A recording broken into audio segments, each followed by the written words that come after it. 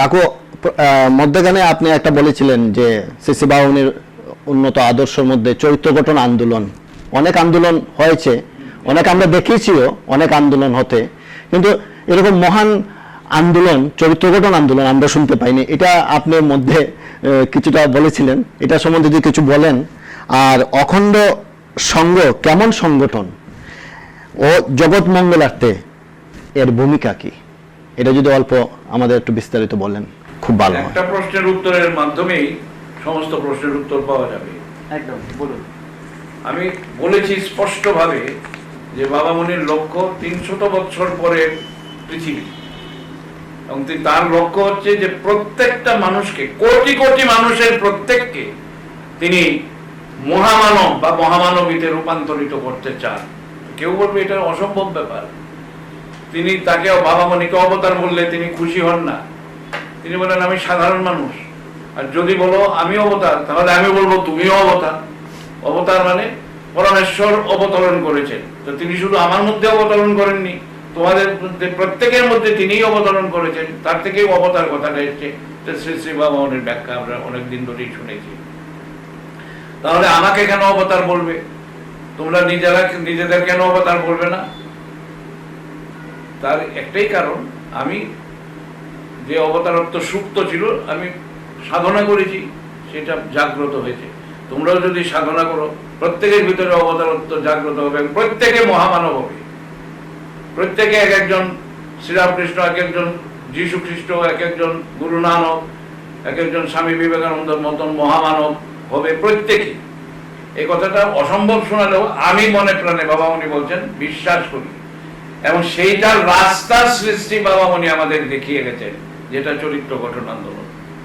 চরিত্র গঠন আন্দোলন পৃথিবীর কোন আন্দোলনের বিরোধিতা করে না, যে আন্দোলন করতে চান করুন, কিন্তু শ্রী শ্রী বাবা মনি পরাধীন ভারতবর্ষে বলেছিলেন স্বাধীনতার আন্দোলন যতই করো, এবং এর ফলে যদি স্বাধীনতা পাও, কিন্তু দেশবাসীর অধিকাংশের চরিত্র যদি উন্নত না হয়, তাহলে পরে দেখা যাবে যে দেশের সমস্যাগুলির সমাধান হচ্ছে না।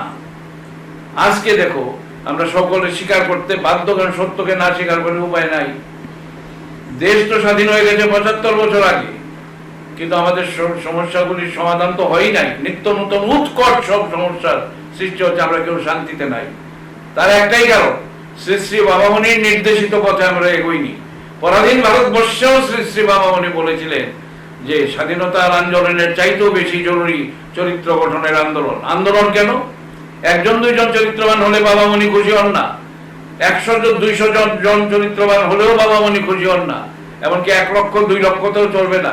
পৃথিবীর বা আপাতত ভারতবর্ষের কোটি কোটি মানুষের প্রত্যেকে যদি এই চরিত্র গঠনের সাধনা করে, তাহলে চরিত্র আন্দোলন সফল হয়। এই জন্যই আন্দোলন। লক্ষ লক্ষ লোক যখন একটা কাজে নিরত হয়, লক্ষ লক্ষ লোক যখন একযোগে একটা কাজ শুরু করে, এক চিন্তা এক ভাবনা করে, তখন বলা যেতে পারে একটা আন্দোলন হয়েছে। চরিত্র গঠন করো, চরিত্র গঠন করো, এটা যখন লক্ষ লক্ষ কোটি কোটি লোক যেদিন বলবেন, সেদিন আন্দোলন সফল হয়েছে। এইটা বাবা মনি 5-6 জন অল্প বয়স্ক সহকর্ম নিয়ে নিজে শুরু করেছিলেন, আজ থেকে প্রায় 1914 ইংরেজির 100 বছর আগে। আজ থেকে প্রায় 100 বছর আগে কুমিল্লা জেলার চাঁদপুরে, তৎকালীন পূর্ববঙ্গে, শ্রী শ্রী বাবা মনি তখন তরুণ ছিলেন, এবং তারই বয়সী প্রায় 2 বছরের ছোট আরো 4-5 জনের নিয়ে চাঁদপুরে তারা প্রতিজ্ঞা করেছিলেন, অত্যন্ত অনাড়ম্বর অনুষ্ঠান, যে আমাদের জীবনের একটাই লক্ষ্য, আমরা নিজেরা চরিত্রবান হব এবং অপরকে চরিত্রবান হতে উৎসাহিত করব। এখানে হিন্দু মুসলমানকে এই প্রশ্ন আসে না। বাবা মনি বলেছেন আমি হিন্দুও চিনি না, মুসলমানও চিনি না, আমি চিনি মানুষকে। তুমি কি পরস্য অপহরণ করো? যদি করো, হিন্দু হলেও তুমি নিন্দনীয়, মুসলমান হলেও তুমি নিন্দনীয়। আবার তুমি কি পরের দুঃখে ব্যথা অনুভব করো? যদি করো, হিন্দু হলেও তুমি বন্দনীয়, মুসলমান হলেও তুমি বন্দনীয়। আমি বিস্তারিত বলছি না, কারণ তাদের দীর্ঘ হয়ে যাবে। অতি সংক্ষেপে কথাটা হলো, তুমি হিন্দু হও, মুসলমান হও, খ্রিস্টান হও, বৌদ্ধ হও, যেই হও, চরিত্রবান তোমাকে হতেই হবে। আচ্ছা কাকু, একটা কথা বলতে চাইছি যে শ্রী বাবা মনি যে বলে গেছেন চরিত্র গঠন আন্দোলন যে করেছেন, আমরা চরিত্রবান কি করে হবো, এটার সম্বন্ধে শ্রী বাবা মনি কিছু ইনস্ট্রাকশন দিয়েছেন?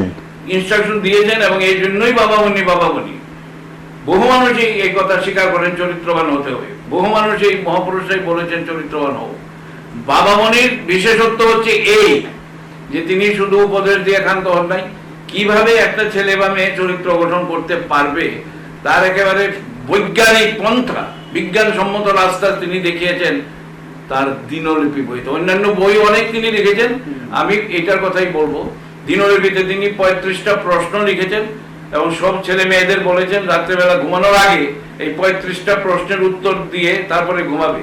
ঘাবড়ানোর কারণ নেই, কারণ 35টা প্রশ্নের উত্তর দিতে বেশিক্ষণ লাগবে না, 5 মিনিট লাগবে।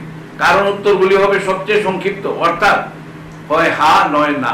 আমি 2-4টা প্রশ্ন বলছি প্রত্যেক দিন। আজকে যেমন কি বার, আজকে বুধবার, বুধ বৃহস্পতি, প্রত্যেক দিন এটা রাখতে হবে। বুধবারে 1 নম্বর, প্রত্যেকটা প্রশ্নের নম্বর দেওয়া আছে। 1 নম্বর প্রশ্ন হচ্ছে সূর্য ওঠার আগে তুমি ঘুম থেকে উঠেছো কি না। যে ছেলে উঠেছে মিথ্যা কথা কেউ লিখবে না, কারণ কাউকে দেখাতে হবে না দিনলিপি, সে লিখবে হ্যাঁ। যে লিখে নাই, উঠে নাই সে সূর্যোদয়ের আগে, সে লিখবে না, মিথ্যা কথা লিখবে না। এইরকম আরো একটা অনেকগুলি প্রশ্ন আছে। ঘুম থেকে উঠে নিজের পিতা মাতাকে সাক্ষাৎ ঈশ্বর এবং ঈশ্বরিক জ্ঞানে প্রণাম করিয়েছো কিনা। যে প্রণাম করেছে সে লিখবে হ্যাঁ, যে করে নাই সে লিখবে না। 18 নম্বর প্রশ্নে আছে ধূমপান করিয়াছো কিনা। আমাদের অনেক ছেলেরা ধূমপান করে, আমাদের কথা শুনে না, কিন্তু মারামারি করার দরকার নাই, বকাবকির দরকার নাই। বাবা মনের একটা দিনলিপি দিয়ে দাও। 18 নম্বর প্রশ্নের উত্তরে সে যদি করে থাকে ধূমপান, 14, 15, 16 বছরের ছেলে হতে পারে, সে লিখবে হা। এই হা হা হা লিখতে লিখতে বিবেক তাকে কষাঘাত করবে। দেখা যাবে 15 দিন পরে বা 1 মাস পরে বা 2 মাস পরে সে যদি লেগে থাকে দিনলিপি লেখার ব্যাপারে, সে এই ভয় থেকে মুক্তি পাবেই পাবে। এটা সায়েন্টিফিক। এই পদ্ধতিটা বাবা মনি করেছেন এবং তোমাদের শুনে খুব আনন্দ হবে যে বাংলার শত শত এবং সহস্র সহস্র বিপ্লবী যুবক বাবা মনির এই দিনলিপির মাধ্যমে নিজ চরিত্র গঠন করত। অতএব চরিত্র গঠন শুধু নয়, চরিত্র গঠন আন্দোলন, এটাকে সাকসেসফুল করতে হবে এবং অখণ্ড সংঘের উপরে নির্দেশ দিয়েছেন। এই জন্যই বাবা মনি সংঘ করেছেন, কারণ 2-4টা গ্রামে, 2-4টা পাড়ায়, 2-4টা শহরে কাজটা করলে তো হবে না। কোটি কোটি, ভারতবর্ষে কত 140 কোটি লোক আছে।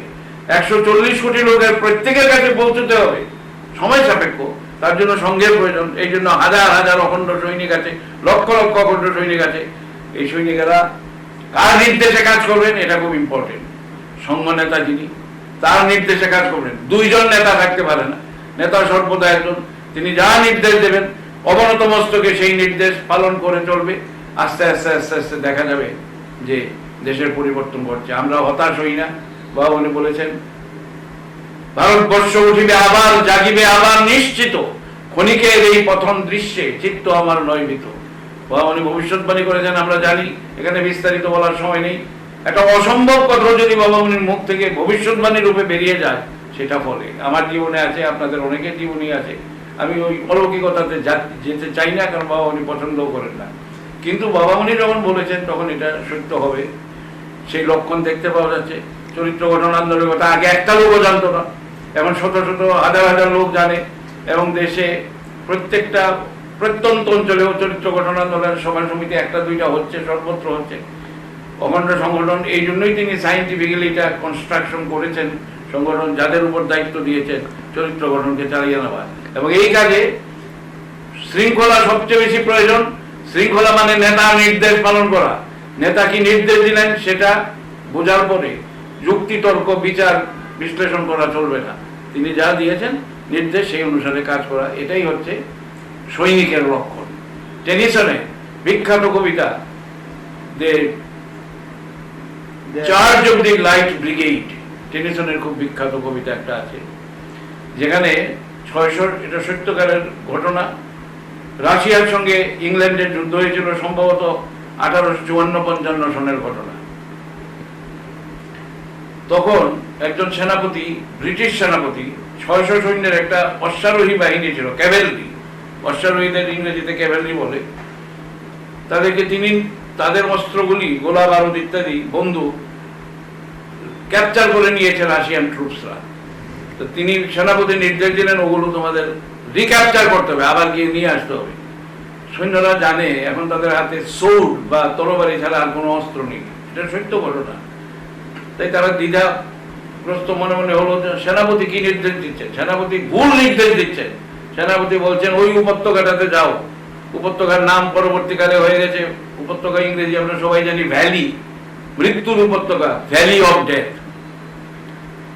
অশ্বারোহীরা সৈন্যদের মনে কারো যদি আসেও প্রশ্ন যে এটাকে আমরা পালন করতে গেলে আমরা সবাই মারা যাব, কিন্তু তারা সৈনিক, তাদের একমাত্র কর্তব্য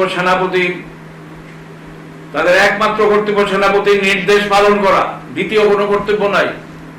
টেনিসন, মহাকবি টেনিসন সুন্দরভাবে এই জায়গাটায় লিখছেন, there's not to make reply, there's not to reason why, there's but to do and die। অর্থ, সৈন্য হবে এমন যে কোনো প্রশ্ন করবে না, সেনাপতি মশাই এই আদেশটা কেন দিলেন, এই প্রশ্ন যার মনে থাকবে না, কোনো দ্বিধাদ্বন্দ্ব থাকবে না, প্রয়োজনে তারা মৃত্যুবরণ করবে, কিন্তু সেনাপতির আদেশ পালবে। এই কথাটা শ্রী শ্রী বাবামণি আমাদের বারবার শোনাতেন শৃঙ্খলার ব্যাপারে।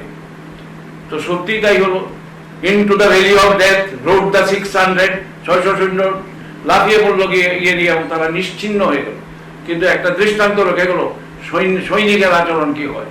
তো মামনি আমাদের নির্দেশ দিয়েছে যে তোমরাও মনে রাখবে, এই যে মা সঙ্গীতার নেতৃত্বে যার আস্থা নাই, আবার মামনি নির্দেশ দিয়েছেন শ্রীমান তপন ব্রহ্মচারীকে আমি করেছি, আমরা দাদামণি রাখি, মামনি তার নেতৃত্বে যার আস্থা নাই সেই সঙ্গের কেউ নয়, একই কথা। এই কথাগুলিও প্রত্যেক অখণ্ড বলে যারা ক্লেম করে তাদের এই কথা জানতে হবে। কাজে সমস্ত কিছুর পরিচালনার কেন্দ্রে থাকবেন একজন, তিনি অখণ্ড সংঘ প্রধান, তিনি ডেপিউট করতে পারেন যাকে যা দিয়া। কিন্তু প্রশ্ন একটাই, রিটেন কনস্টিটিউশন নাই, লিখিত সংবিধান নাই, যিনি যা করেন সংঘ প্রধান নির্দেশ দেন অবনত মস্তকে দ্বিধাহীন চিত্তে সেইটা মানতে হবে, এটা আমাদের একমাত্র কর্তব্য। এই মেন্টালিটি বা এই মনোভাবের প্রচার আমাদের ঘটাতে হবে, এটাই অখণ্ডের কর্তব্য। তার মানে কাকু আমাদের আনুগত্যে অতুলন হতে হবে, আনুগত্য। কাকু আপনার কথাতে আমরা অনেক অনেক উপকৃত হলাম, আমাদের অখণ্ড যুব সম্প্রদায় অনেক অনেক উপকৃত হবে, এতে কোনো সন্দেহ নেই। সুমন দা, তুমি কি বলছো? একদম সত্যি, কি সুন্দর শ্রী শ্রী বাবামণির সেই কথাগুলা আমার সুপ্রিয় কাকু মহাশয় যে বলে গেছেন। 55 বছর ধরে এই সংগঠনের সাথে যুক্ত আছেন। আমরা একটা প্রশ্ন করলে উনি আরো পেছনের 10টা প্রশ্নের উত্তর দিয়ে দিচ্ছেন, শুনে কত ভালো লাগলো। সত্যি কথা, একদম মানে ঠিকই। আজকে আমরা অনেক ধন্য হলাম, সুপ্রিয় কাকু আমরা পেয়েছি এরকম একজন সংগঠন কর্মী। ওনার হাত ধরে আমরাও যেন জীবনে কিছু করতে পারি এই অখণ্ড সংগঠনের জন্য। শ্রী শ্রী বাবামণির যদি কৃপা করেন, ওনার চরণে স্থান দিলে আমরা করে যেতে পারবো, ওনার এই মহৎ কর্মকাণ্ডে যুক্ত থাকতে পারবো। সুমন দা, আর একটা কথা, পরমারাধ্য শ্রী বাবামণি, পরমারাধ্যা শ্রী মামুনির শ্রীচরণে আমরা প্রার্থনা জানাবো যেন আমাদের শ্রদ্ধেয় কাকু এরকম আমাদের সাথে আরো শত শত বছর ধরে থাকুক, আমাদেরকে গাইড করুক। নিশ্চয় নিশ্চয়, এরকম নিশ্চয় এটা বলার কিছু নেই।